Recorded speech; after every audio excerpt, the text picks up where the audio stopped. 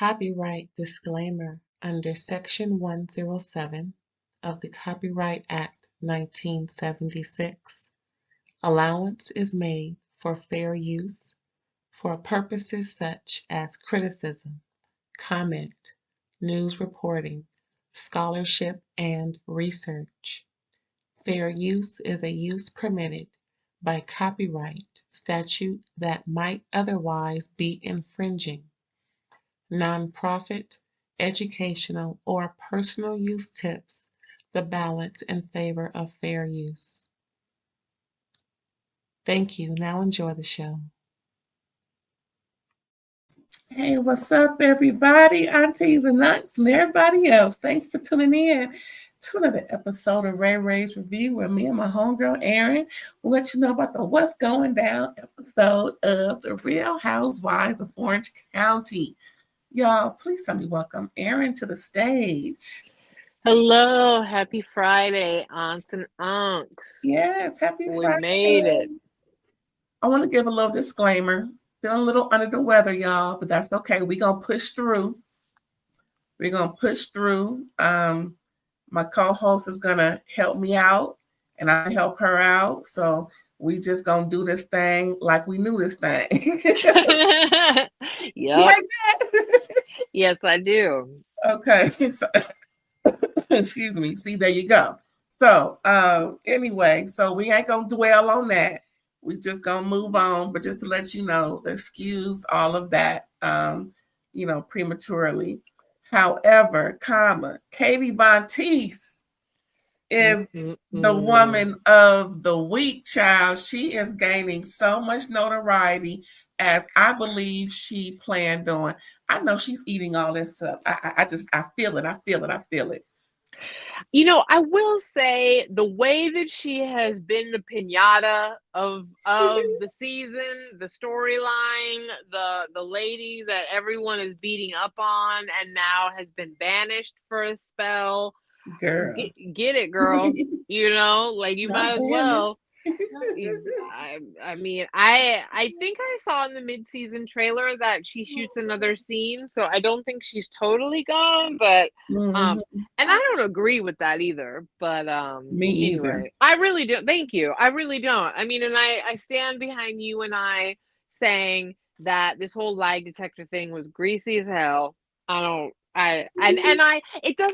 It doesn't feel good when you make someone, you mean girl it so that somebody has to go home and then they're just not invited anymore, even though none of you really like each other and you're working on a show.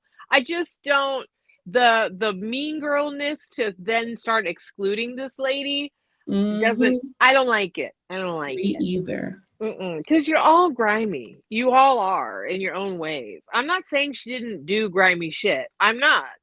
But I'm just, you all are dirty little angels.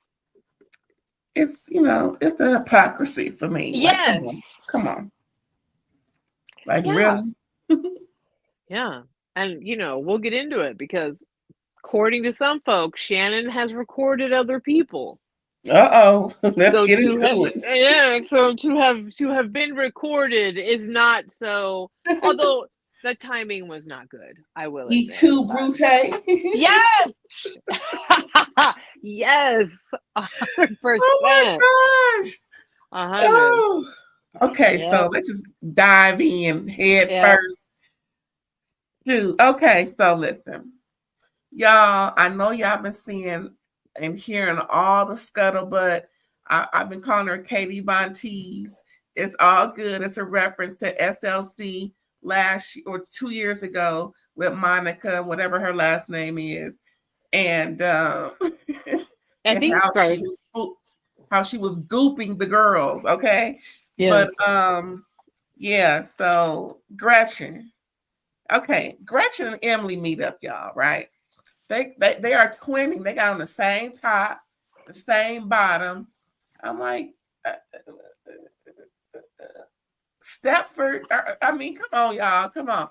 I mean, it was just to the T. Tennis shoe, sock. I'm like, God, dog. I mean, goodness. So they're going for testosterone shots. Apparently, y'all, these testosterone butt shots help the libido to where, you know, they man get pee whooped. Yeah. I mean, that's what I heard. So, you know, I'm like, and then, you know, they got the gossiping and everything. You know how it go. They got the Tamara and Gretchen and Jen and Tamara and all this, that, and the third. We just gonna dive in with our list. Now, the one question I have, why does, in my opinion, why does Emily seem so self-righteous this season thus far? I don't know. So it's just something. Is she trying to escape what's happening at home? So she wants to feel like she's in charge. I don't know. Is it me or You what? know, no, it's not you. It is not you. I think everybody is looking at Gina and Emily side-eyed as we have in previous seasons where the two of them get together and act like they're like the morality police in the group. And I was honestly thinking about that a little bit because this episode kind of highlighted. I do think Emily's under a lot of stress with her child, right? I think that Yeah. that situation is stressing out her marriage. I think she's kind of in a messed up headspace. Katie did also bring to camera talking about her child. So I think she feels a certain level of, and then the babysitter got in the mix that she had to hire a lawyer for. I think she feels a certain level of venom that she's like channeling into going after Katie. That Uh-huh. is unfair though, because at the end of the day, Emily, what you did to Katie at the reunion sucked. And what you really needed to do with her this season was clean slate it. You really did. Mm-hmm. Yeah, I'm sorry. Go ahead, I'm done. It's just, you know, it's like Emily's trying to be the producer or director on how these girls are supposed to navigate their own friendships. Like, girls, stay in your lane. And because, I mean, come on now, you are not the poster child for perfect girl relationships. I mean, you know, you're still hanging on to a little something, something from the year before with Heather, to where Heather is now trying to let you know now what you say I did to you, you doing to me, and I don't like it. You know, and that's out there in the NO when Gina was choking on a chicken bone. I mean, on the giant oyster. Yeah. girl. No, Okay. I think that's Yeah. something that I've kind of noticed about Emily that I don't particularly care for. She has a very like hypocritical kind of like it's a little bit like Tamara, where if she feels better than you, she kind of goes after, you know? Uh-huh. And that's just not the case. It's like, no, girl. Especially because I really chastise Emily for trying to make it look like because she has a law background that it was like her supposition about Katie like made it look like she was a bad person. And I thought that was so wrong. She exploited some of the details of Katie's custody case. And I'm not saying that paired along with the rumor about her with that weird incident with the driver and whatever, like Katie looked a little sus, but it's never a cute look to try to take another woman down because she left a bad marriage and got screwed over by the court system. You weren't there, you don't know the details. Unless you read the transcripts, don't do that. That's not it's not okay. Right. And she didn't, because she just said, oh, well, it was something or another. Yeah. No. We ain't going to do no or another. That's what we're Mm-hmm. not doing, especially when you're trying to have some get back or payback. Either come with timelines, photos, receipts, all that. Mm-hmm. And don't give your opinion about something, especially if you're a lawyer, girl. Come on. I'm Don't going to need Emily to fall back a little bit and just play it more like Heather. Be there, be a shoulder, be bend your ear. And if they want your advice, give it. Just saying. Because like you say, she's stressed out and maybe she's looking for somewhere to redirect. Yeah. But you may want to just keep that focus on while you're stressed and sort all that out and just be an ear. Yeah. Because she's not totally ridiculous, but it just seems like she's trying to to produce or direct these girls into something when I don't think she's the proper authority figure is all I'm saying. I agree completely. It is misdirected too, I think. Mm-hmm. Yeah, it's a good read on it.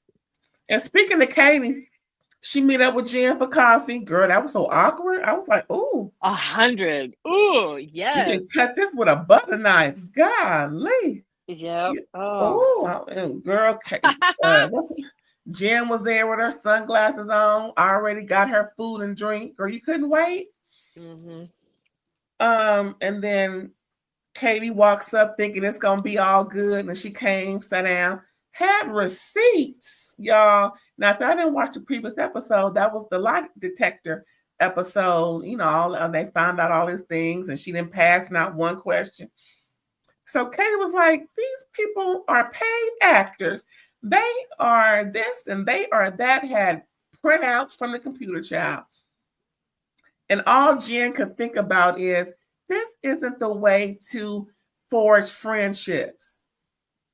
Something tells me Jen is trying to change the narrative to keep her off the hot seat because she's been already accused of being present for 2 vital conversations. Nobody seems to want nobody wants to ask her opinion about. Is it me, or you think she's trying to just change her, not put the heat on her based off of what's been said regarding Gretchen and the so-called roofie? Yeah, I mean, this has been, and Katie claimed it in this episode. She thinks that because Jen and Ryan's hatred for Tamra is like right at home with Gretchen and Slade, who also hate Tamra, and so Jen wants to protect Gretchen and keep her as an ally because of the Tamra connection. I absolutely do believe that Jen has it in her in order to stay on the show to absolutely abandon Katie. I think she did hear some stuff. I think she's lying to us that she didn't. I think Jen lied to her husband's face and said she wasn't having an affair. So let's not forget, this woman can be deceptive for her own advantage. I'm not saying Decepticon, child. Ooh, listen, more than meets the eye, Transformers. I'm not saying that Jen is not a nice person and a lot of things. I'm just saying that, like, I absolutely believe Jen has it in her to pull some ish in order to save her own hide. And if there's one thing I think, Jen really likes being a housewife. Jen absolutely wanted to have a lifestyle similar to Tamara's. I don't think she wants her exact extensions, although that was a funny joke. I think Jen's already proven in this episode that she's willing to play the game, you know. And I think that she doesn't want to have to pay for the sins that Katie committed during the off season. So that sounds a little accurate. I do think Jen had a valid point. I do think Jen had a point where she was like, don't look at me to validate what you're doing. But that part. Right? Like, I'm not here, like, this is your choice to get caught up in all this shit. But at the same time, too, if Gretchen said that and you know it and you're gonna let her fry, that's in the borderland. That's in the gray area of shady crap. It was off camera, and it was something that was shared to bloggers. This wasn't a storyline that was brought to the season to be on specifically discussed, right? So right. I don't know. And how they ended that, it was just so awkward. Even more so, they just, Katie delved in with her receipts. Jen wasn't really on that kind of time. Like I said, she just wanted Katie to explain how she's going to move forward with this group, more so than trying to prove her innocence. That's not even what Jen was even there for.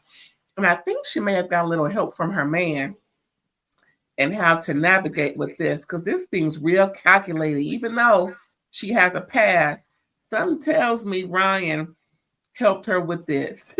100. No, and I Just think saying. it's sad. I think Katie felt really hurt because she could see right before her eyes that she was losing her friendship with Jen. I think Jen wanted Katie to like fall on her sword and stop trying to like hold on to, like, wanted to just basically go, I messed up, and like, crawl back to the group and stop trying to defend herself. So but I don't think that was fair of her to do for Katie, but at the same time too, like, I don't know, it was a dicey situation because like Katie just keeps getting caught in these messes. Girl, it's like an onion. Yeah. Ooh, yeah.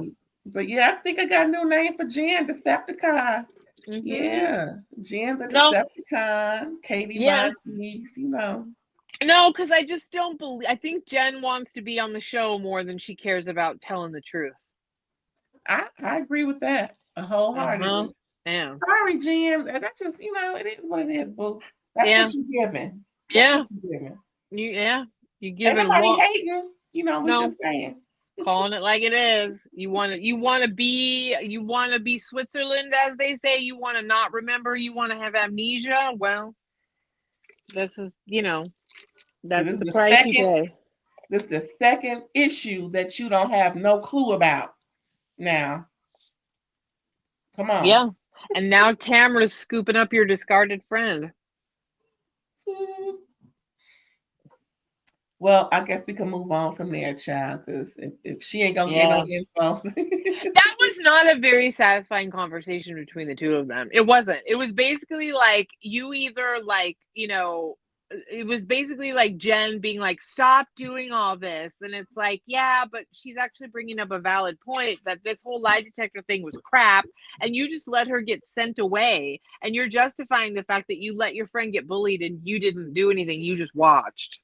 Like, you really did need to stand up for your friend a little bit better than that, because you were very close, and like, you can't let the mean girls run over her. But it was very clear that Jen wanted Katie to act a certain way, and if she wasn't gonna, what do you say?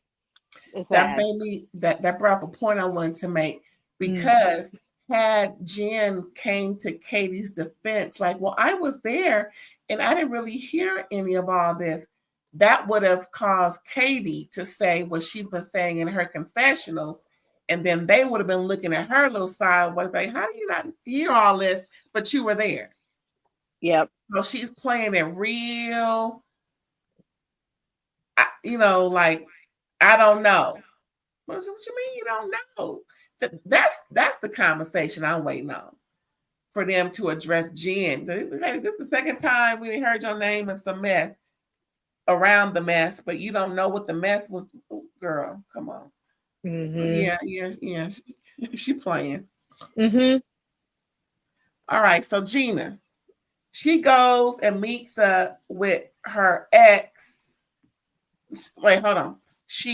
I wrote it like Gina and ex's wife meet up about Yes. Okay, so Gina went over to her ex's house because he had a major health scare, but she's real cool with the wife. They're like buddies, TikToks and tactics and doing all these different things together. She could have kind of sister wife, in a way. They real cool, like cool. Case boom. Well, because this girl knows where her bread is buttered. I mean, Listen, she gets to be on the show. She gets to be on you could tell with the work that she's had done that she wants to be. She, she gets to have probably notoriety and social media all of that by being associated with Gina. And because they're like getting along and they have a good family unit, she gets all kinds of positive benefits. I'm not saying that they don't get along, and I applaud it. That's great, especially consider Travis's ex took the opposite route. But girl, ain't that the opposite? Yeah, but it's clearly in this lady's best interest to be real cool with Gina. For sure. I mean, I could never be that cool. That's just not that's not how I'm made up. But yeah, I'm glad that Gina has this relationship so she doesn't have that mess going on with Travis on both sides, considering what her and the ex went through as to why they're no longer together. Yeah. You know, because that kudos and hats off that they were able to work it out to where she buying a man gifts, child. I mean, you know, worried and care and just girl, okay, kudos, whatever works. I'm glad it's working. Yeah, I like her, whatever her name was. Heather, no, I do not remember. I don't know. Yeah, she had. Listen, ladies, I'm talking to my fellow white ladies. Stop getting these lip flips. Stop getting these crazy lip flips and overfilling your upper lip. You gotta chill out. It's crazy. Girl, I'm trying to look at my notes. I think I put Gina's ex's wife.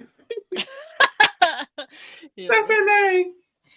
Yep. Anyway, excuse me, it wasn't really nothing to me. There was a cute little scene, like I said. Yeah. We don't need all the scenes to be drama. We need to have some uplift, something else to focus in on. You know, these B stories, everything. You know, it was a good entry to put for us to break the monotony of all this mess we about to get into, child. I mean, and Gina and Matt had a very dark moment that, you know, was on, you know, Gina talked about. They've come a long way. I think they're a good example of, like, you have to rebuild and learn how to co-parent.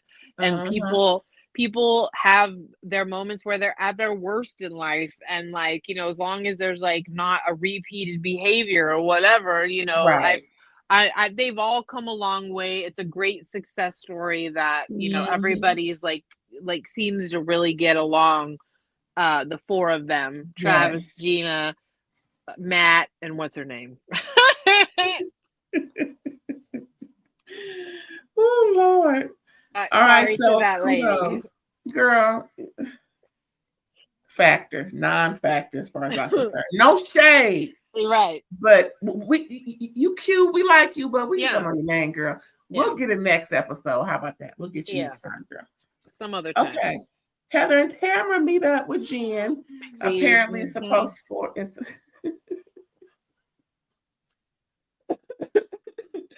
I'm laughing because of you. Oh my gosh. Anyway, Heather and Tamara meet up with Jen, right? It's supposed to be so Jen and Tamara can squash buckle all this mess going on, child. But then Jen sits down and immediately tells them about the receipts Katie brought about the lie detectors, administrators being paid actors, and all these disclaimers that they have on their website, and all, you know, and she doesn't believe that it was, you know, that it was real enough to be a true situation, and how, you know, she was targeted with the questions and everything. Like, girl, people wanted to know what they wanted to know. Like, really? So pretty much they debunk all that real quick and get right into Janet. Well, I mean, all I'll say about that little moment is, like, could we hear the bumps of the tires going over Katie's body as Jen threw her the F under it? Front just tire, back threw her. Didn't even give what she was saying, or just nope, straight up.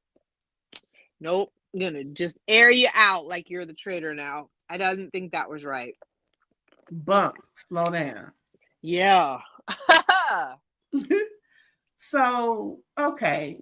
So I guess Jen took what Heather said to heart about she's trying, she's in therapy, she's, it's a slow journey. Just meet with her, please. What, 2 or 3 episodes ago when they were down to Heather's birthday party.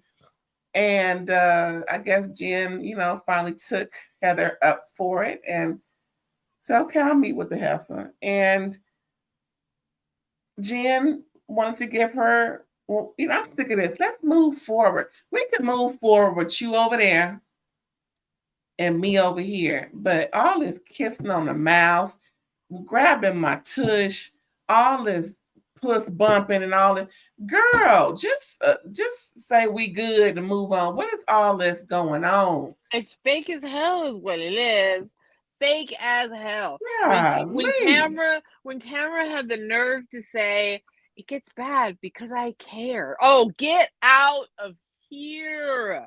No, you just really want, yeah, no. And Jen knew in order to move forward on the show, secure her spot, she was going to have to make up with Tamara. And that's what Jen is doing this season. She's like, I'm going to do what I need to do. Because if Jen actually had a backbone, she would have defended Katie. She would have said what Gretchen said. She would have told Tamara to go F herself. And she would have kept on trucking. But yeah, she would have did what she did last episode. Yeah. I mean, last season. But instead, she threw Katie, like I said, boom, boom, boom, boom. She's now having this fake, like, okay, let's make up, and yeah, and she and Ryan both know that's what has to happen in order to stay on the show. But it feels disingenuous as hell, and shame on you, Tamara, for even trying to come at it that way. I hate it when Tamara tries to kiss ass after she's been a piece of crap, because it comes off so fake. It comes off so disingenuous. I don't enjoy it. You don't care about Jen. You literally, shitted all over her and for the season because it was easy to do because her relationship was scandalous, and now you just want her to get over it, which fine. I mean, that's the way of housewives, but don't act like it's because either one of you or because you have any feelings for her whatsoever. And Jen, you just bent over with no lube and said, okay. All it took was used to it. Well, yeah. Look who she went. She used to it. Yeah. So I just thought that this was dumb. I'm like, you guys are like forcing these relationships to move forward after all of this, and I don't buy it, but okay. Now keep the mess going. Wait to move forward during reunion. Yeah. Well, where like we're I said, expected to see it. I just don't respect the way Jen's moving right now. I don't. You're like getting out of taking any accountability, but I'm sure that you are involved in all of this, or you know more than you're saying. Girl, I can't wait for the second half because, girl, something is the dam is gonna bust when it comes to Jen being around all this activity, but she can't pinpoint nothing. Dam is gonna bust. Something tells me she gonna get found out or something gonna happen. Mm-hmm. She's gonna get addressed, is what I'm just trying to say. She's gonna get addressed. And I can't wait to see it, child. Get out of this. Well, the next group of meetups, Shannon, Gina, and Emily, child, they just meeting up and carrying on. And oh, Lord. Oh, yeah, the little store. Mm-hmm. Yeah, the cute little store. Jen told Emily about Katie's receipts, like you said, front tire, back tire. And of course, Emily tells the ladies, Shannon ain't here for Tamara. It is what it is. She gonna keep it the way it is. She cool because last year really did a number on her. Like she said, when she was at her lowest, you just stomped all over her. And can't nobody say I love you and do that to me and expect me to want to be around or at least act like we were. I'm only here because of the check. And that's obvious. Shannon is, Yeah. Hello. And there's no way on this green earth by him up there that we gonna act like we were before. For you to expect me to, you must be doing more than Xanax. Yeah. No, it's like Shannon does hold on to a lot of stuff, right? But I don't think anybody would respect her if she immediately became friends with Tamra again, because it was so bad. And I don't think Tamra is like taking is it's not necessarily even taking accountability. You have to just accept, because it's not even acknowledged. You have to accept that, like, the consequence of you going that hard all over her is that nobody wants to see you guys make up right away. So calm the hell down. Like, you literally are asking people to cut you a break because one of your closest friends is facing her mortality, but you had none of this grace for Shannon at all. You didn't. So for you to expect Shannon to give you that is crazy. And it also, the audience doesn't even want to see it happen yet because you went that hard, and it feels gross, almost like a person going back to an abuser, for her to just let it be okay that you did it. And you keep saying you're not going to drink around her, and then you're half-eye closed on Xanax and a drink, and it sounds like you bring it up again. So, you keep going. So, if you're just proving on the mid-season trailer, you're just proving why Shannon does need to, for once, be this way with you. Well, child, I don't know who's wrapped in the head worse. Yeah. Shannon or Tamra, but for Tamra to just expect people to move on with her in a good space the way she wants it to, again, superiority complex at its finest. She cannot expect people to follow her program when she is the cause of all the anxiety with these women. She is. Her behavior, her choices.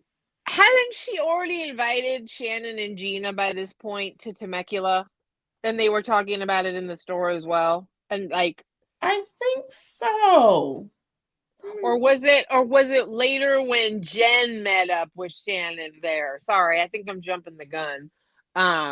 Maybe not. Maybe Tamra hadn't called yet. But it's like Tamra's trying really hard to force reconnection, and you can tell it's for the show. And it's like, you don't really want to be close to Shannon again either, but you feel like you need to fix stuff to be on the show. And you alienated people by being a jerk. You don't care about Jen, and you're trying to fix it for the show. And it smells as fake as, half these ladies' hair extensions are. But this is her MO, especially when we're going to get into the beach day when she's going back and forth with Gretchen. God, that's just what Tamra does. Mm-hmm. And for her to expect to move, I don't know, maybe she has a false sense of reality because she's using this reality show to gang up on people and expect them to move on because they're on a show together. Is that what this is? I think Tamra, if we look back, has always run her mouth like a crazy person. And this is where, right? And she's always been mean and like unforgivable with the stuff mean and surly. Right? And I think that that's part of the way Tamra operates. You know how you have some friends that are just like, you have to like not take what they say to heart. And like, now I'm not saying that the level that Tamra goes to is acceptable. I'm just saying we all know people that like seem to think it's okay to be talk on this level of like animosity, really, or like this level of cutting, and then expect you to get over it. Now, this is where the tism thing gets a little funk, whatever. Like, I don't know if whatever it is, Tamra seems to operate on, and it's similar to Kelly Dodd, right? I think it's like right. Well, because Kelly Dodd says, I know it's it's nauseating, and to even say her name, it's like calling him Satan. But they both talk really super mean, right? They get there and they expect you to move on, and they say stuff that's unforgivable. So I think that Tamra, especially now that she's a blogger, which we need to get rid of this a content creator. I think we're all doing commentary. We're talking about what we're watching.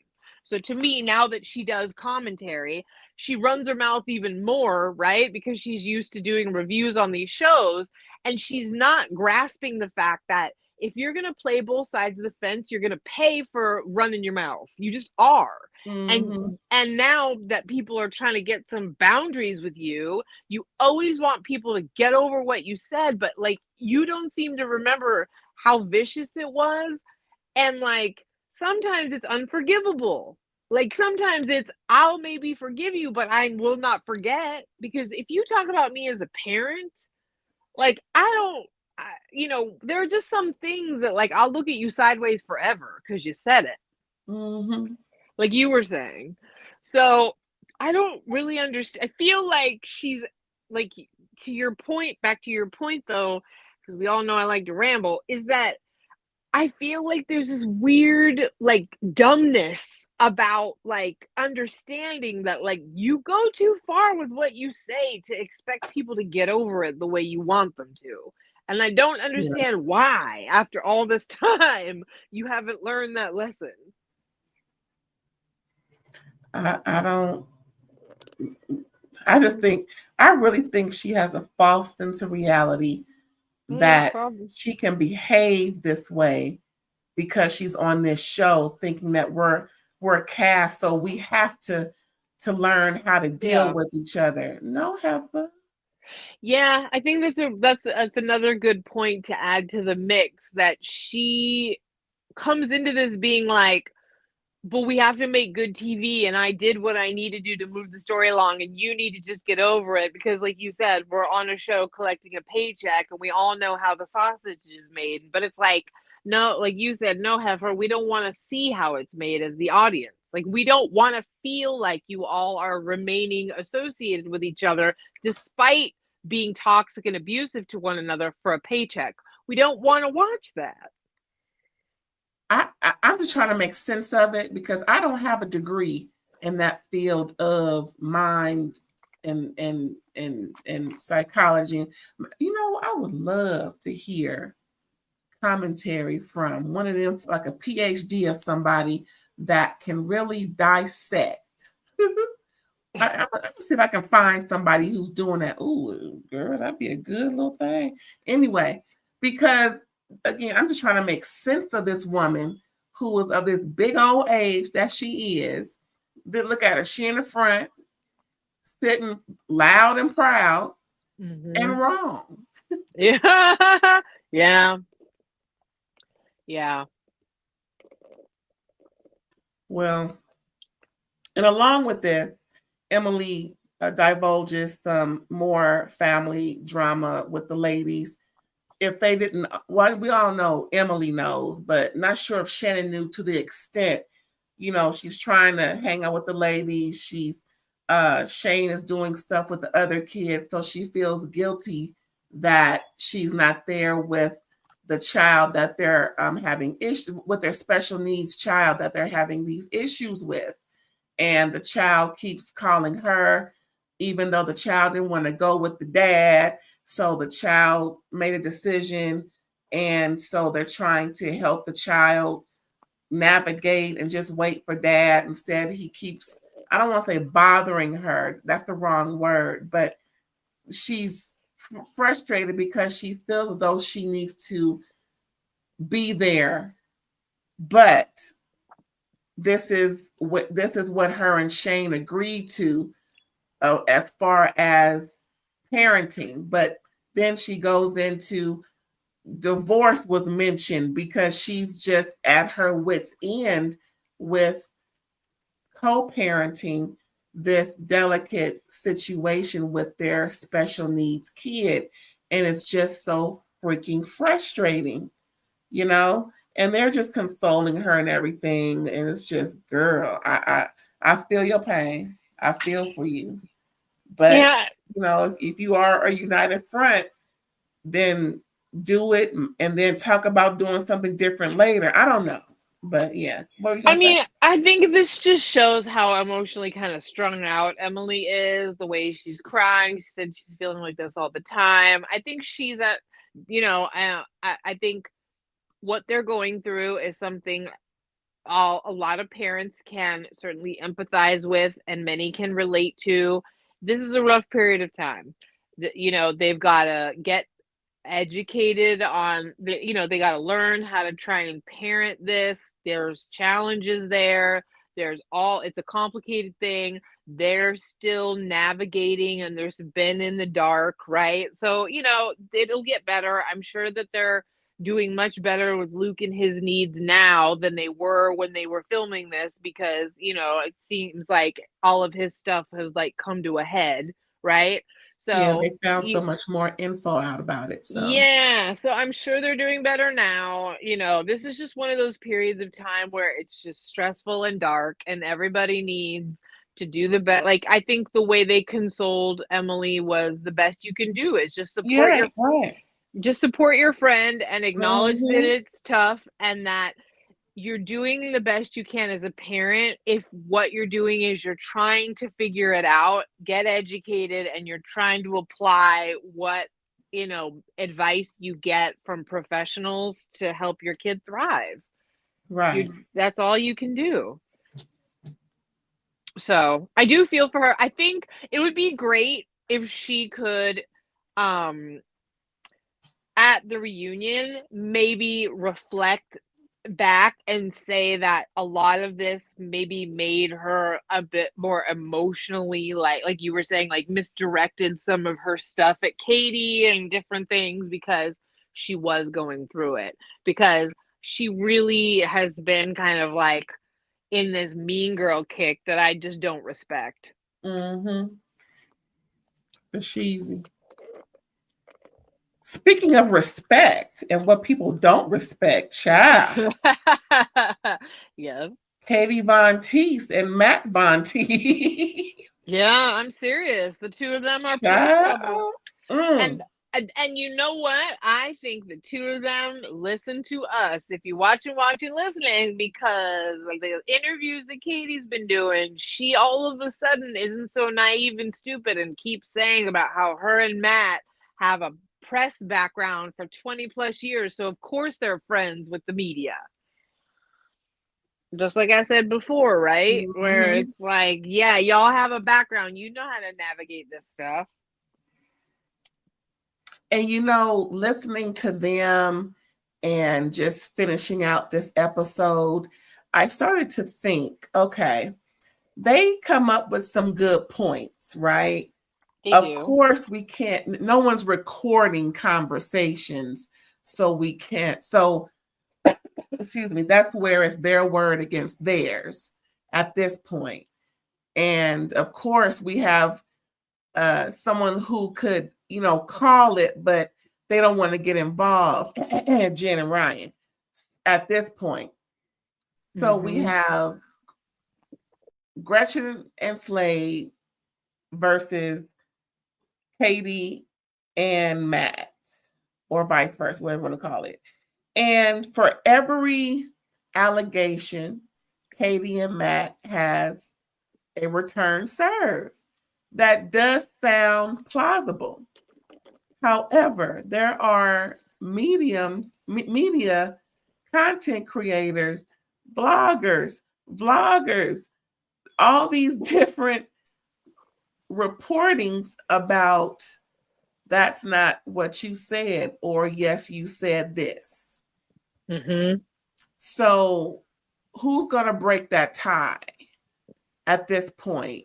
Because like I said, Katie and Matt have plausible rationale that could explain And then we have Gretchen saying what she said on camera. Mm-hmm. No one's gonna say all of they did testing and and oh, I misspoke. No, that's just an outright effing lie, homie. Yeah, that's just too weird. You don't misspeak on that like the way that she did. Yeah, that's not misspeaking when you actually give a report out on lab tests being done. Mm-hmm. You didn't say, well, maybe they could have. No. That part was stated by you, Gretchen. Now, you're my girl now. You're my girl. But at this point, we're going to have to, be real truthful about things. You got to call a spade a spade. Excuse me. And Club, diamond, heart, whatever. A lie. We got to call a lie. You're thinking but for me, if it wasn't for that piece of information, I wouldn't think that there's a bit of untruth being told on both sides. Yeah, I mean, I think there's several elements at play here, and everybody's trying to do plausibility, word salad, logic and whatever to kind of put themselves in the best light that they can. But several things can be true at the same time, because as we all know, Katie and Matt both have been doing a lot of press this week as we get to this episode where it looks like to the audience, we do not know if Katie is returning at all. She's been iced out and excluded, which I'm going to stand by. I don't like the way this played out. I don't think it's right. I do not agree with this. Mm-hmm. I think it's just straight up shitty. But, if we want to maybe talk about some of the external interviews, I think I've pieced together, based on what has been going down, kind of how we got here. Okay, so this is the exclusives. Yes. Part that, of course, this is the exclusive part. You guys have to pay attention to this part. Yeah. Because this is not just within the show. Aaron has delved deep. We like she said, we've been looking at stuff, looking at the after shows, looking at the interviews. But what we're about to listen to right here and right now is tea spilling hot. Get the brawny, get the all the things to get this up. Because child, you want to listen to this. Sit down, get your popcorn. Let's listen. Go ahead. I went through all this. I listened to all this nonsense to condense it down for you all. So there you go. Matt Janella did an interview with Chef Stu, Jeff Lewis's ex, on his podcast, Let It Stew, on YouTube. Katie, as maybe some of you know, Katie went on Nick Viall. He's a former Bachelor contestant. He has a popular podcast. She did his podcast. She did an Entertainment Tonight interview. That ET one. Woo! Yes. That ET one was damning. Oh, that one was crazy. Girl. Yeah, no, that one, anyway.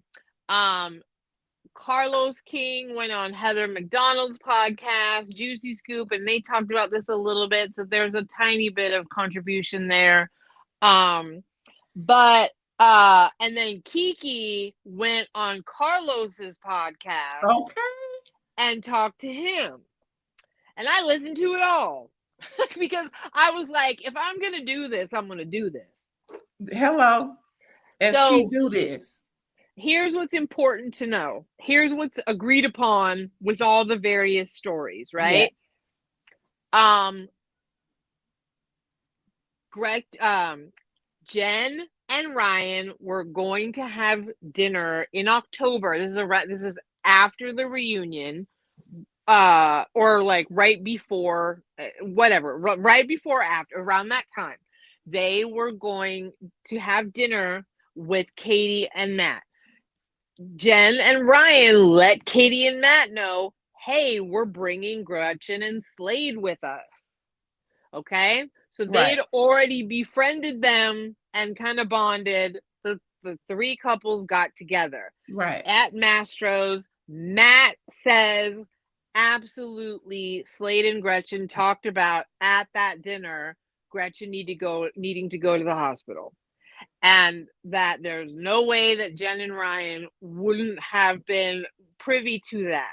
Now, he reiterates, and as does Katie, as we know, that at that time, specifically, Ryan was threatening to sue Tamra and they were having their own podcast wars of flinging insults at one another, right? Ryan went on a podcast and said Eddie, I think, did talk a lot of crap about Eddie and, just went after Tamra the way that she had gone after him. He was all about tit for tat. Yeah. They were deep in the mess, right? So they, from their perspective, were deeply upset and affronted by Tamra. And if you got to remember, this is Jen's debut, and instead of Tamra being a friend, Tamra literally threw her life under the bus to use as a storyline, right? Mm-hmm. Okay, so there's no love lost there. And so of course, and we also need to remember, Tamra had literally dog walked Slade when his son passed away, maybe the year or two before, or of recent, saying, you're a horrible father. When the GoFundMe went up, she talked about Slade being a bad father again. Which, sorry, Slade, that's nothing new, and I think that the way that his former girlfriend posted about Slade's lack of involvement with his son, it really was a tragic thing. Okay. It really was all the way around. Yeah. It was just horrible. Yeah. Yes. So, so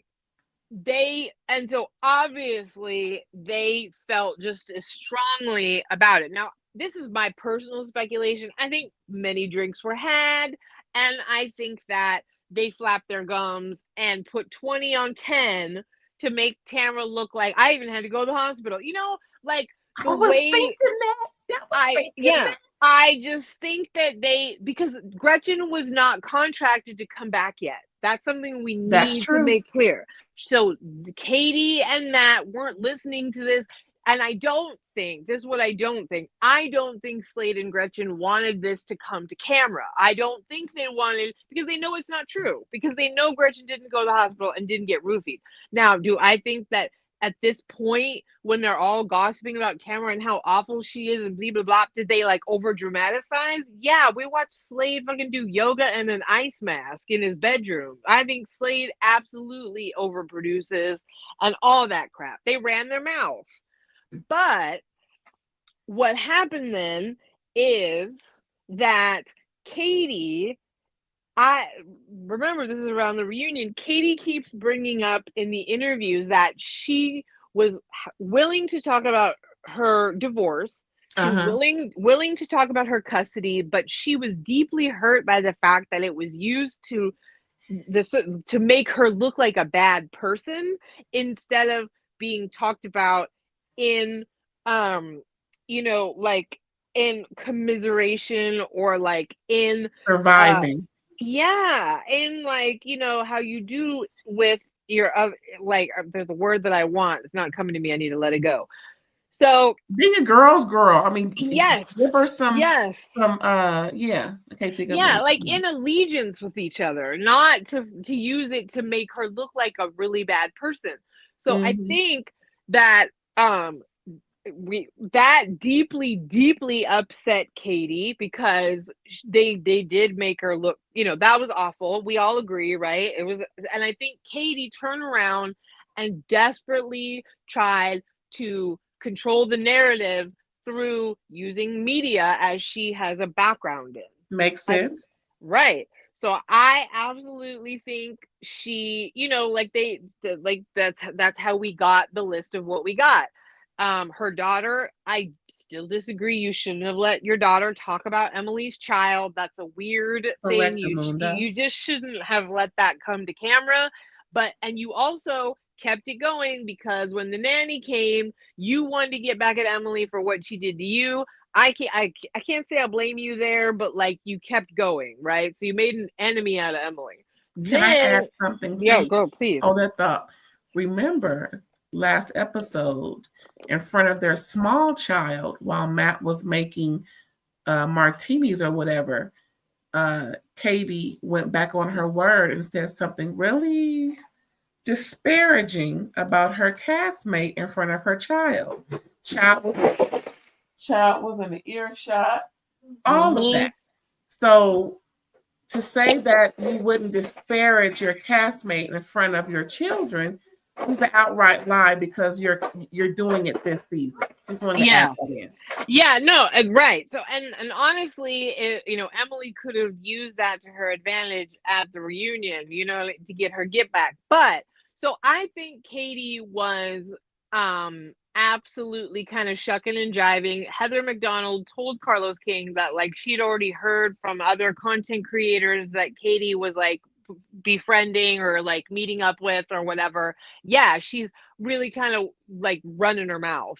I think Katie misstepped, and that's where Carlos said you misstepped because you just got too friendly with the press, letting stuff drop, and you hadn't really established any strong relationships, right? So I absolutely think that she met up with Kiki and they met up for drinks. And this is another moment where I think they had a very few minis. And so Katie and Matt both say that this was an off the record conversation and that they blame Kiki for taking this off the record conversation and talking to other people. I think that's stupid as hell to expect that. You're talking to people. Wait. Oh, I may be missing something. Yeah. What exactly was off the record that Kiki is supposedly spreading to other people? So, this is where it gets a little tricky. Kiki claims at this conversation, as we know, that Katie told her about Gretchen getting roofied, that Katie told her about Gina making digs at her that felt like microaggressions. Got it. So they basically gossiped about, I'm sure they gossiped about the Heather paparazzi thing, like they, all of it, right? So, Matt was just trying to say, and Katie too, that this entire lunch was off the record. Like whatever they discussed was supposedly off the record.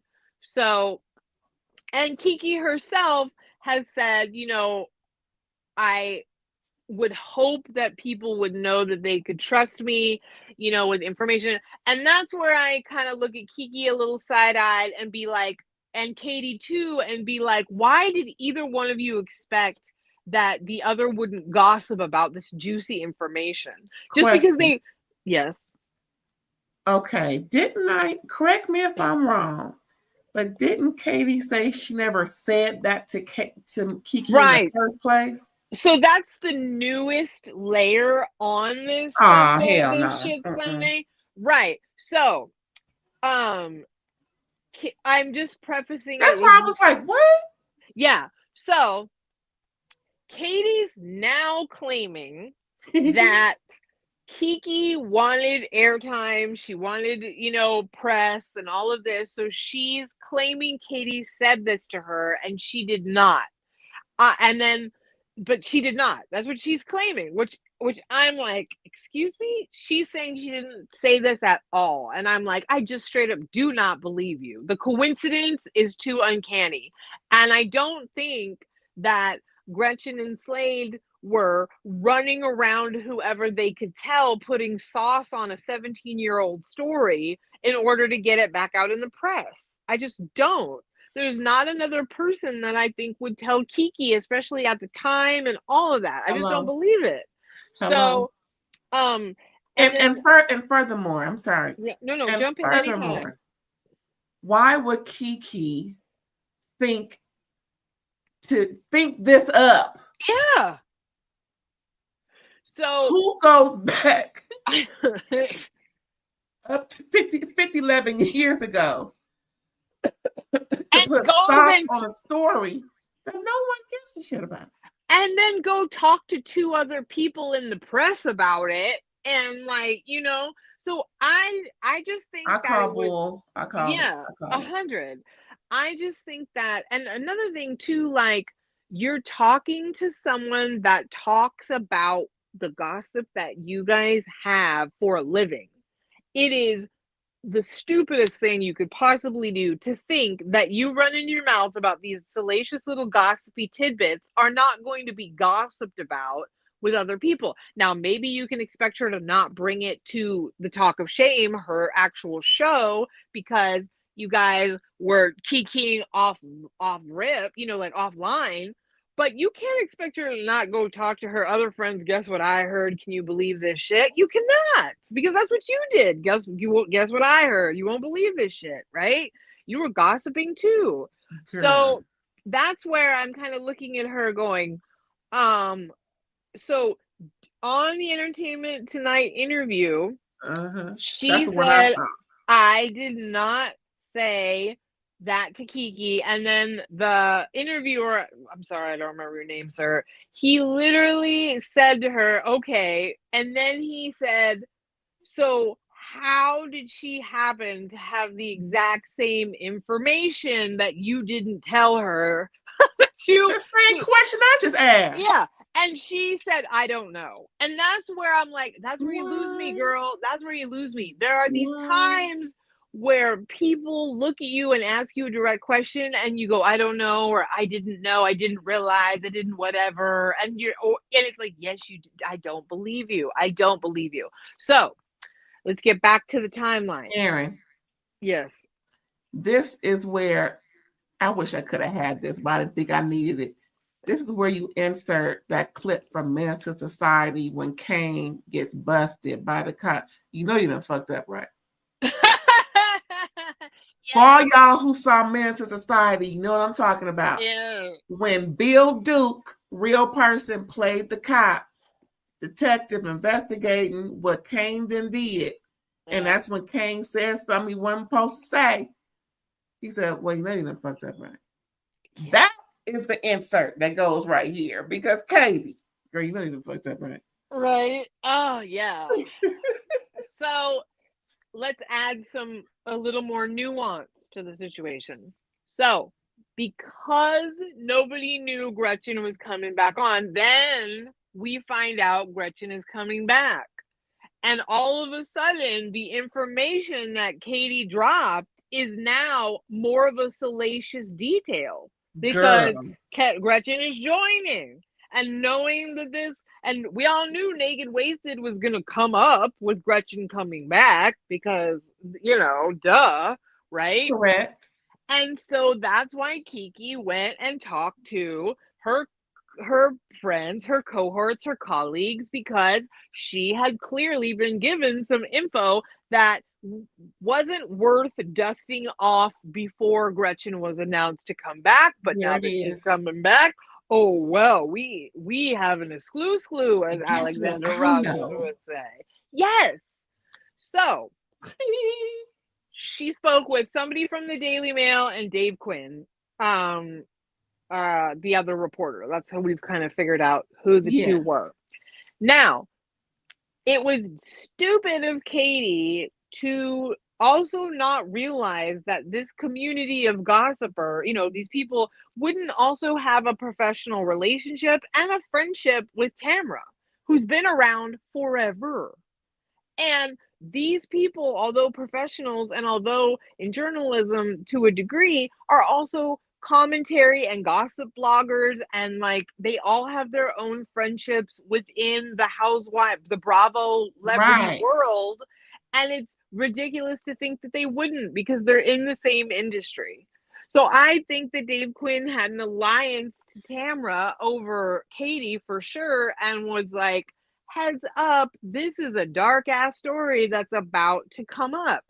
Tamra said she had already gotten a call from the Daily Mail guy who gave her a heads up months earlier, or not months earlier, before, but she was like, she like didn't take it that seriously. But then when Dave Quinn came to her, he's like, no, this is a problem. Like this is what just happened with Kenya and Britt Edie on Atlanta, like this is a problematic storyline. So she was made aware because they were like letting her know like this could get bad, right? Especially in this day and age where, like look at Phaedra got banished. Candy said go I was be just gone with thinking it. that. Yeah. Right. So that's why they felt the need to let her know, because it's like this could potentially like really derail. You could be the Phaedra of OC. Right.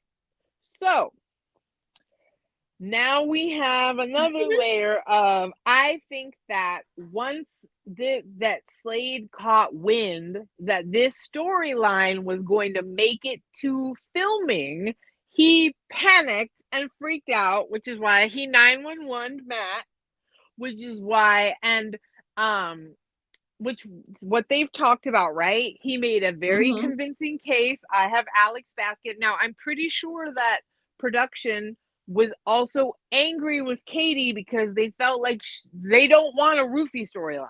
They don't want that. You went too far. Especially because it's not true, right? So they were pissed that she went that deep in the paint. And so Katie immediately went, oh, shoot, I want to keep my job. I got caught, whatever. Right now she's trying to shuck and jive and buck and weave. Makes sense. Jen wants no part in helping her with this one. Right. So now we're watching the denials and the blame throwing to try and save the situation, instead of just admit that what she eventually did, which was, yeah, I heard it, I relayed it, I shouldn't have done so, and it got out. But the weird part is she's trying to claim that somehow Kiki coincidentally was given this information and that it made it to the storyline because she wanted attention. Kiki, that is where I get offended. Yeah. How dare you? Now that's a cockamamie story if I never heard one. That's why we don't like, that's why we're looking at you the side-eyed. Because you, like you said, there's some plausible, reasonable explanations, and then there's just shit that I'm not buying. No thank you. I don't want that. I don't like, cockamamie is not a flavor I enjoy. It's just, so they are trying, the coincidence, get out of here. Because like I said, I don't think that even if Gretchen and Slade were running around telling about this rumor, we would have heard it already from someone else. So they're also trying to claim that, so Kiki said that she asked her to film before New Orleans, but she was on. You said Kiki said. Is it Katie said? No, Kiki said that Katie asked her to film before they went to New Orleans, and that she was on a plane to New York, so she couldn't, and she never heard from Jen again about filming. So she's saying when Jen asked her if she would film and she wouldn't in New Orleans, that never happened. Wait, you lost me. Okay, so you're talking about Kiki being on Carlos King right now. Yeah, that's what Kiki said on Carlos King. Kiki said... Okay, say it one more time. Yeah. Katie asked Kiki if she could film that day at 5 o'clock. She said, can you film at 5 o'clock? And Kiki was like, no, I'm on a plane to get to go to New York. Yeah. That was before New Orleans. That was before. So she did not text her in New Orleans like everybody said, or call her off camera, and because remember, Katie claimed that Kiki said she didn't want to be on. Okay, I remember that part. Yeah, right. that whole Or she discrepancy. didn't. She was straight up lying. Yeah. She didn't answer me. No, you didn't try to get in touch with her. You didn't ask her on that. That's what Kiki's saying. Right. That's what Kiki's saying. Now, Katie is saying that Kiki further lied, and that's not true, that they had communication. And so she really is trying to make Kiki look more diabolical than she is. I believe that Kiki absolutely thought that the gossip she got from Katie and was going to use it to her advantage when Gretchen was back on, not necessarily in like a diabolical way, but I think it's just exactly what you would expect if you tell a commentary person a piece of gossip like that. There's really no expectation that they don't repeat it. There's not. Like, you're talking to someone that talks about you for a living. Like, get out of here. Unless you specifically say to them, do not speak this. Do not talk about this. And I don't believe she did that. I don't. Me either. And it doesn't make sense as to why Katie and Matt are trying to spin this story other than trying to cover their behind because Katie is caught. Yeah. And trying to spin stories. She probably didn't think that these people had relationships with some of the cast. She probably didn't think about how she's going to get out of that. Also, like you say, she didn't think about when and if Gretchen would ever be on the show. All of these things that she thought she had in the bag, it seems like, is blowing up in her face. I agree. And now they're trying to spin stories to make it seem like it's something else. Damage control. Yeah, I mean, I think that it's wild that Katie's trying to deny that she told Kiki that. There's no other way I believe she found out. Yeah, that right there is just not, girl. And some people, and Alex, shout out to Alexander Rogers, he keeps saying that, like, the rumors now that Sheena told Kiki about it, but because Sheena has been friends with Gretchen, but like, I think that Sheena would have told Kiki this a long time ago. The timing of this is attached to Katie because this is, like, Sheena has been in this game a long time. If she were going to tell Gretchen's business like that to Kiki, she wouldn't have done it at this coincidentally opportune moment, would she? No. You know what I mean? Like, I just think Katie needs to come clean and say, yeah, I ran my mouth a little bit too much with Kiki and it, got out. I don't think she and Matt anticipated the fact that they talked about Ruthie being drugged at Naked Wasted would take on this level of life because of how defamatory it is, and I think that that's where we got some like amateur misstepping.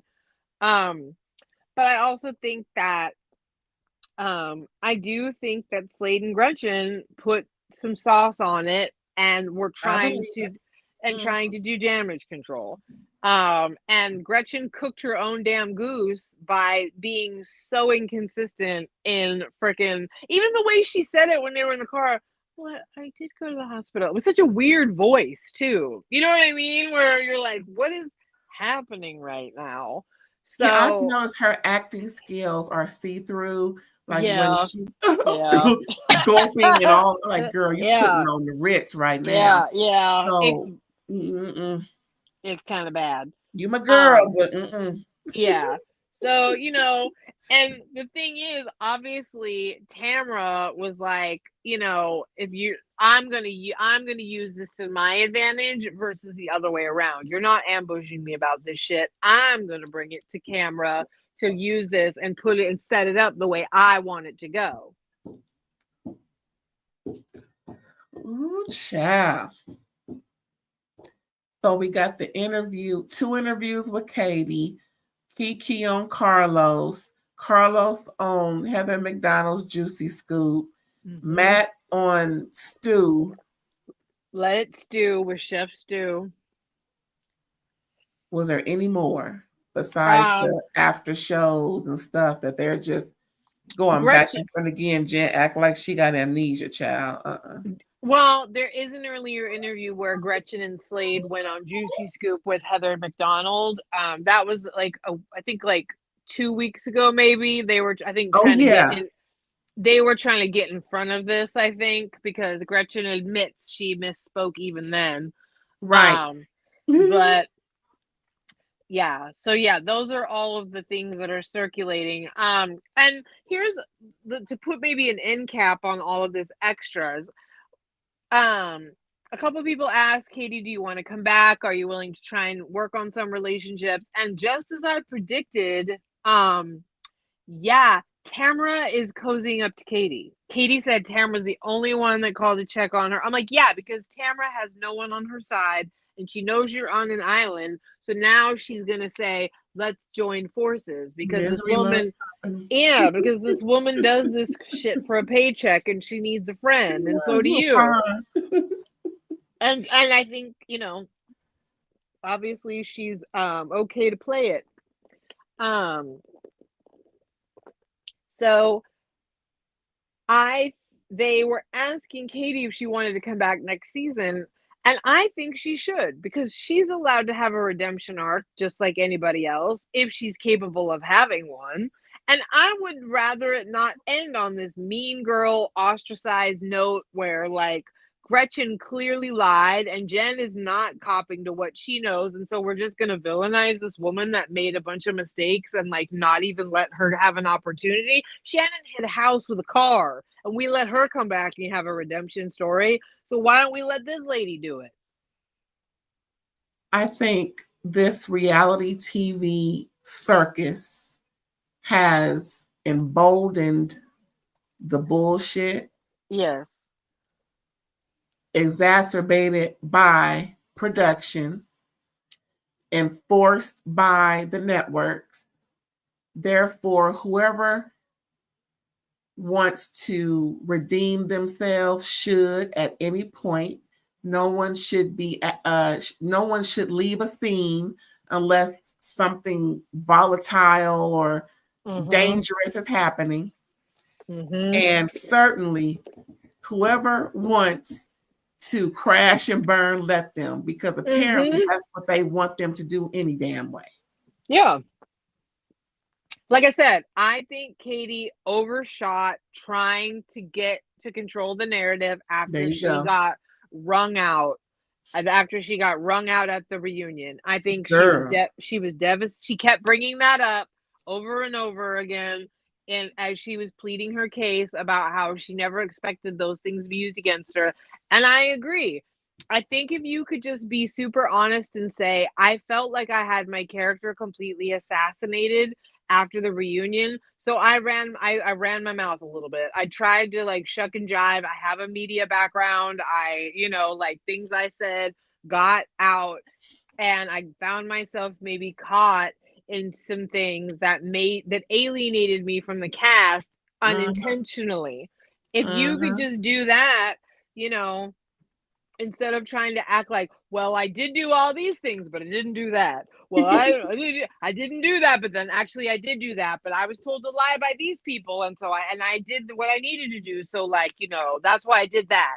It's like I never called her. Well, actually, I did look at my phone and I didn't call her, but I used Instagram. Bitch, that's a call either way. Were you on the phone? Okay. So, that is a call. Katie and Matt are both saying Shannon has recorded 2 other people. Ooh. And that she was not the only one that recorded Shannon on that day. So she's going to stand on that one with Shannon, which I think is kind of stupid. I just think she should apologize for letting people know she had done it. That was your mess up there. Is that you're bragging about you caught Shannon having a tantrum. You should have kept that voice note to yourself. If only Matt truly heard it, you shouldn't have told other people about it. But I get it. She thought that she was cozying up with Alexis and Jen and, was gossiping yet again. So, like I said, I do think she overstepped spoke trying to control the narrative because she felt really, really, really dogged at that point. She just has not corrected well, because like trying to throw Kiki under the bus is just, especially when you pair it with all the other situations, it just looks real stupid. And if she's gonna try and throw Kiki under the bus, that means all of Kiki's colleagues are being thrown under the bus too, since she sought them out. Yeah. In the first damn play. Ain't nobody looking for her. Don't even know you. Yeah, well, it's funny because she brings up that like half the cast are now have their own podcasts and are bloggers themselves and whatever. And I'm like, I get it. I just think you're approaching this the wrong way, where, I just do. I just think you need to be like, I ran my mouth too much. It cost me. I would like to try and rebuild with these ladies, kind of knowing the rules of operation moving forward.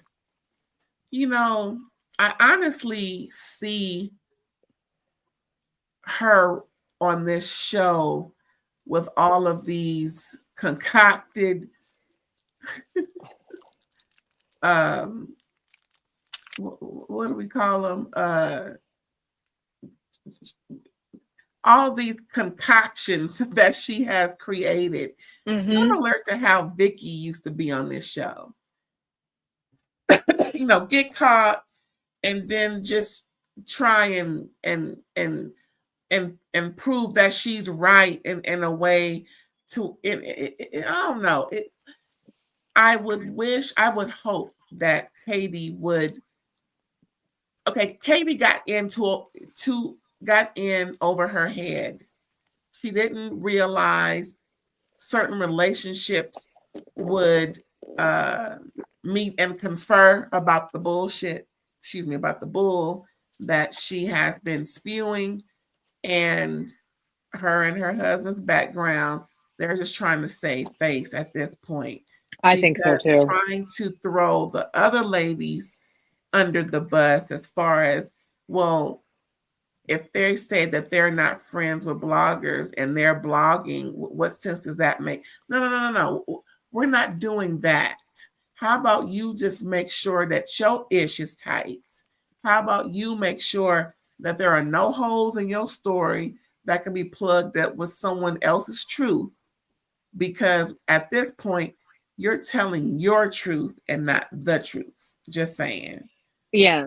And look, admit that you underestimated that some friendly gossip between folks that are in the same industry subject matter actually got used for business. Oops. You learn the hard way, Just like Monica did.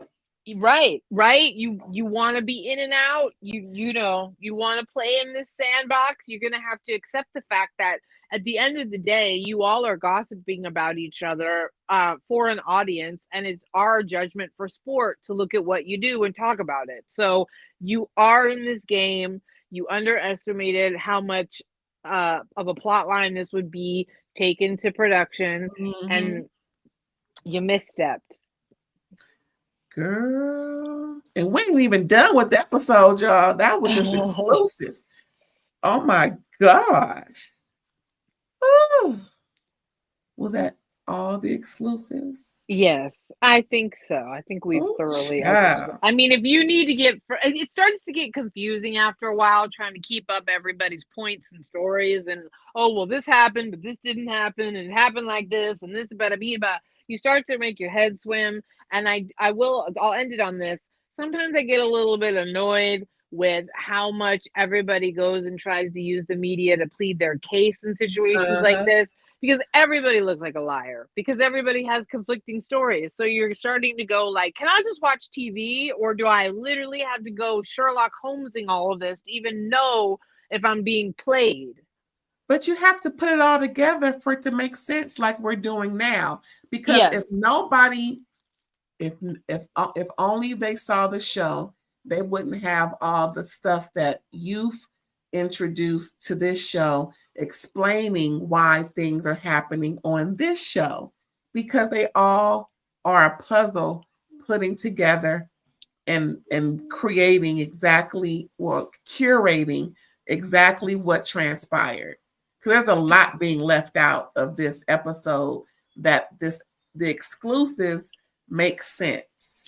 I agree. I just don't like it when that happens because I feel like it's like poor storytelling on production's part, and I don't want to watch a fake show. Like, you're basically telling me that what happened is like nowhere near what went down.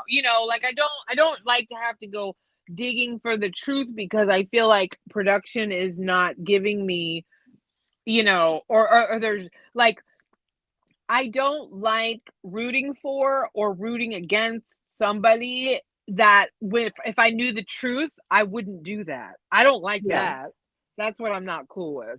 So, and I feel like we're a little too, I'm frankly, I hope you guys got some better storylines because I'm over this shit. Really, I think we all are, actually. Yeah, so the break I think was maybe necessary, although again, production, shame on you. I don't agree with you just exiling Katie. Yeah, speaking of exile, we had a beach day and she was exiled from the beach day. Yep. I'm like, what? Again, Heather said this ain't cool. We saying this ain't cool. I think Shannon may have said it too, but then Shannon don't like Katie, so it is what it is. Yeah. Shannon's like, I can say that, but I'm still not going to put any water on your burning body. And what else ain't cool is Tim brings Joe back up around the group. Good I mean, Lord, are you trying to make fetch happen because she's trying to have a baby? I mean, good for her and her man, but it looks stupid at this point. Don't act like, oh, I'm friends with Joe. You wouldn't bring her on camera if Gretchen wasn't there. Like, you just wouldn't. Where was she last year? Yeah, thank you. She's Where been was around. she the year before that? Where's she been the last 12 years? Yeah.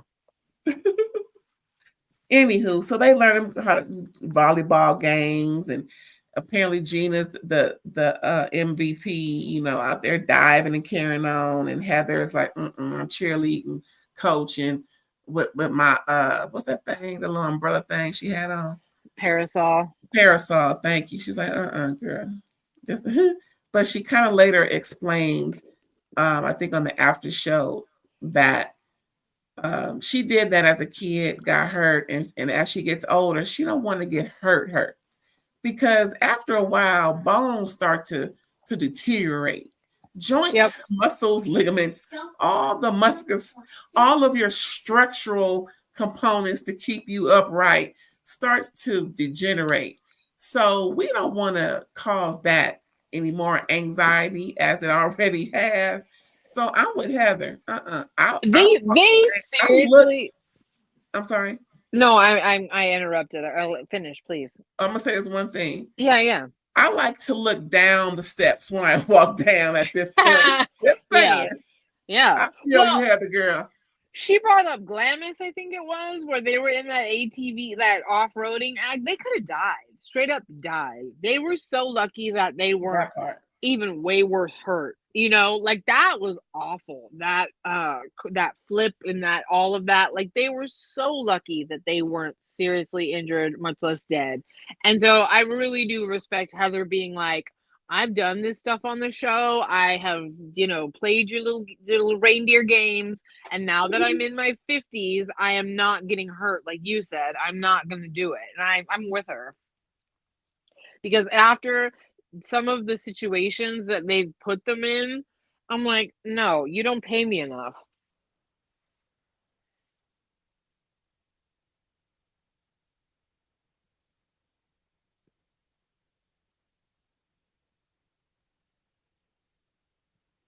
Cough, cough.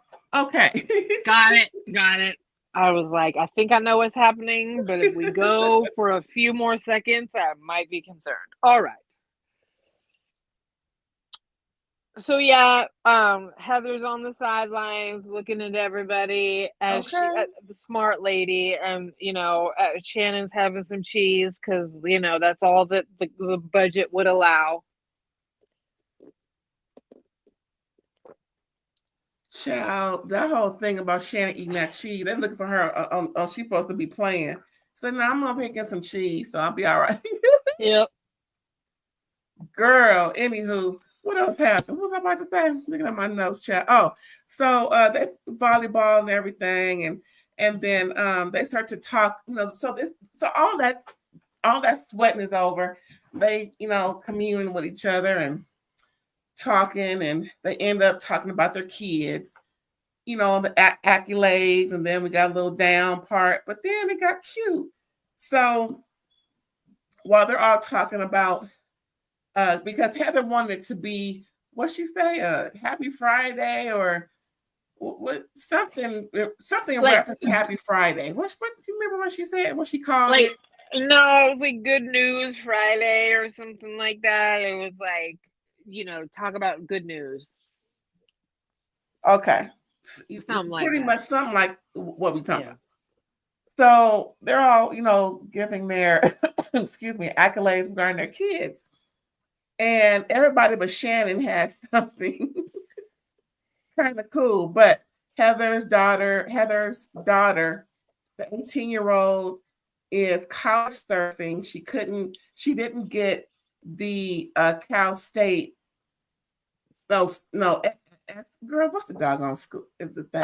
They didn't know about USC at that point. USC. Thank you. She wanted to go there, but she didn't. I don't think they knew that was one that they didn't know about. But there you go. But then she got into Yale, so it was like, screw USC, yelling. go to Yale. I'm like, who cares? USC is whatever. It's great, but it's expensive as hell. Go to Yale. Shoot. And we know that they won't get busted for trying not to pay, because they can pay for everybody kids to go to USC. Yeah. Just saying. Because remember that scandal, y'all. Remember that? Anywho. Felicity Huffman. Girl. Now, Tamara's daughter, the 19-year-old that lives with her, got a man. So, they all praising that. Like, girl, okay. Yeah, she got a boyfriend. Okay. Yeah. Good for her. Tap, tap. But then Shannon's daughter got dumped, and she's on her way there. She flew in wherever she was from because she's down in the dumps about her dude dumping her. Mm-hmm. And I like the way they cheered her up. They all told their own dump stories. Oh, yeah, that was cute. I don't think you need to tell her the worst dump story, especially with Gina brought her, ex-husband's wife with her. But a funny little breakup story. And then, what's her name? Emily speaks about Shane's dad is home. Girl, I thought I don't even want to say that, but I thought that whole, girl, I don't know what I thought, but apparently I was wrong. He's alive. And Yep. And Yay. he is back from the hospital. And so pretty much Shane has been spent to dealing with home, as we've been, discussing, and also with his dad in the hospital, going back and forth, trying to work, so both of them are spent. Yeah. So that tells me I can understand even more why they're not 100% on the same page. Agreed. Because that gave more context to Emily's gripe, and not diminishing how she feels, but that gives more credence to how she feels where Shane's head is at. Yeah. And that's a lot, worried about his dad passing away and then dealing with a kid. Yeah. So they just have a lot on their plate. Yeah, girl. Ooh. Then Gina's daughter got accolades at school for being a great kid. She got some great marks. I'm not sure what grade she's in, but she got some accolades. So good for her. We want our kids to be respectful and getting good, grades and stars and all those good things. We don't want no problem cheering. What? Oh, and then her ex's wife was there as her +1, and she's just grateful to be there because her husband is alive. Like, girl, you still crying? Yeah. But she's grateful. So, I guess that's a good thing. Heather's like, yay. Heather just wants all good stories. She don't want no problems. She's sick of folks and their problems. Yep. And then, we're going to say something? Nope, I said yep.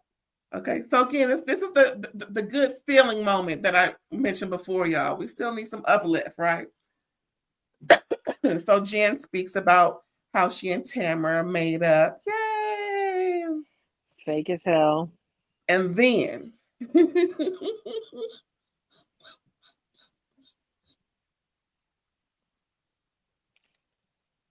this. Made her laugh so hard she got into the okay.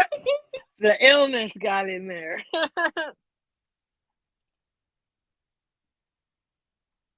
Woo, child. Good feeling gone quick. Because as soon as it was Tamara's turn, she said, well, I think it's time for me and Gretchen to go back and forth. Ponderosa. It's time for us to Ponderosa. Shout out to Jackie Christie. Well, I don't know about that. That whole slapping your kid thing is whatever. But she did come up with the Ponderosa. Well, I mean, listen. I don't agree with no mother and daughter fighting. However, you can't do what you did. Yeah. And expect for your crazy mama not to go crazy. Yeah. I'm just saying. I hated that. But, girl, you can't touch on folks and you are going to fight. Anyway, this ain't about them. No. Hey, to me, mother-daughter things on that level, that was sad. That shouldn't have been a Basketball Wives. For real. For real. All of that. For real. Yeah. But it's a trifling show, so Yeah, true. Hard for the damn course. I'm serious. So Tamara wants to have it out with Gretchen because Tamara is like, listen, girl, what you told me about you going to the hospital, that wasn't true. Again, I misspoke. Yeah, it's time for you to be confronted about that one, Gretchen. Because you said on the lie detector test that you didn't go to the hospital, and the lie detector test said you told the truth on everything. So, but we watched you on TV lie about going to the hospital to Tamara. She misspoke. Right. And so with that, they were urged to go talk it out over there. Right. Because y'all got a lot more to talk about. And they had a lot more to talk about, y'all. Yeah. So just because Tamara brought up the fact of her apologizing to Slade back when Jodeci was out. Yeah. Does not mean that since then you've never put his name in your mouth negatively. True. Yeah. And that's Gretchen's point, because Gretchen said what Tamara has been saying about her man has stopped his financial bag. Literally, figuratively, all of that. He has not been able to get a job as per Gretchen Rossi because Tamara Judge has been bad-mouthing him, and people have pulled it up, listened to it, treated it as gospel, and he ain't had a job since the job had him. That is such a load. No. Girl. Absolutely not. I will not. I mean, and Tamara said, I'm sorry about it. That's so stupid. I'm like, I do agree. Gretchen has a point. Tamara, you have dog walked Slade since you apologized when Jodeci was out. But no, Slade just doesn't want to work, baby girl. That man has been a house husband on the side. No, that dude has not lost work because Tamara said he was a deadbeat dad. He might have lost work because he was a deadbeat dad, but not because Tamara said it. I'm sorry. I just do not. No, Gretchen, no. So yeah. But, Here we are. This is the dumbest reconciliation. I mean, honestly, I think that Gretchen and Tamara like made up because I think Gretchen got caught in the lie. And what's the best way to get out of the fact that you lied like that? Agree to bury the hatchet and try, right? Instead of like continuing on this feud. Now it's all right, I'll try on a clean slate with you and we'll go back to the table skipping like dumbasses. And you know, Tamara didn't, which is really funny because, you know, I do give points to Tamara where Gretchen was like, well, if they asked you about the GoFundMe or whatever, you should have just said, I don't want to talk about it. Why? I didn't like you. I'm like, fair. Yeah, she pulled a Giselle. You're like, you can't expect her to not talk about it, especially back then. You went and talked. Although I'm glad Gretchen apologized to Tamara about the daughter. I'm glad she said, let's try it another way. I'll apologize. Okay. Can we please move it along now, ladies? Because all of us are done with this crap. So. Yeah, and they skip back holding hands and carrying on. They like, no. what? I don't like it. I ain't with all that. No, she can have that skip. I ain't skipping nowhere with that lady. No, and it just makes they like, oh, now Katie's just gone. You know, like Jen's okay with Tamara, even though Tamara aired out your underwear, so like all your dark closet secrets, and like Katie's just the evil one, and like you're gonna skip back with Gretchen who lied, like, and you're just gonna let that be cool, and Katie's just gonna be just ostracized now. I don't like it. I'm just gonna keep saying that. I don't like the way you did this production. Not cool. Y'all look like a bunch of fake a-holes. Girl, except for Shannon, who's disgruntled, which fair. This manufactured reality is just laughable. True. They just making shit up as they go along, I guess, huh? They all want the paycheck. They all want the glory. Well, I think that's all my notes got, child. I think we done tugged and pulled until ain't no more spilling out. Nope, I think we have thoroughly exhausted this topic. Woo, child, yes. Keep coming. They about to make SLC look like Roller. Girl, they coming with it. This is only the first half of the season, y'all. Woo! I know.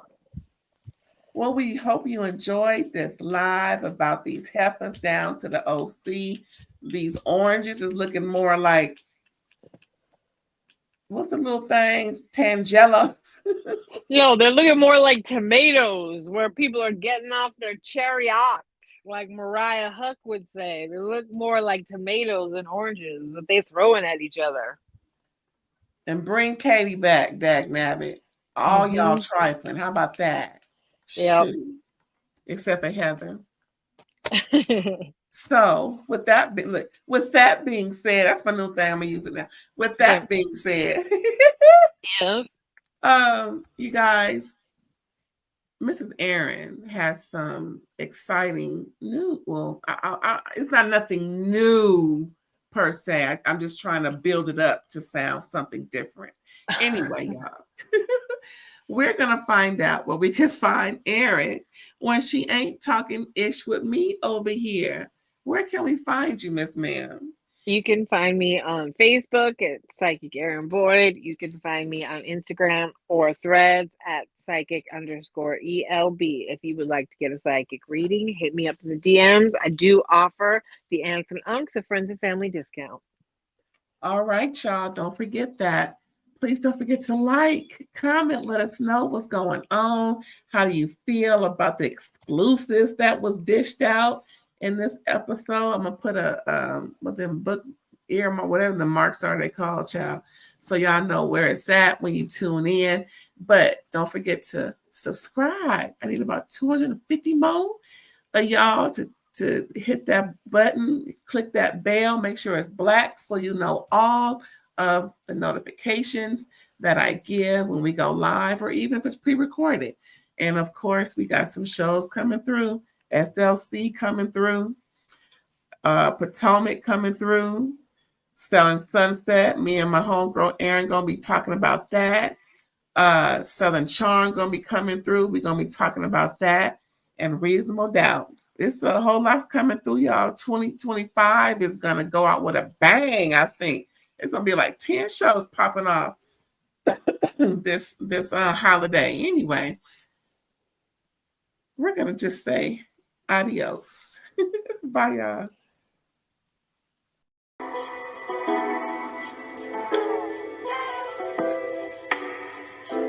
All day, all day.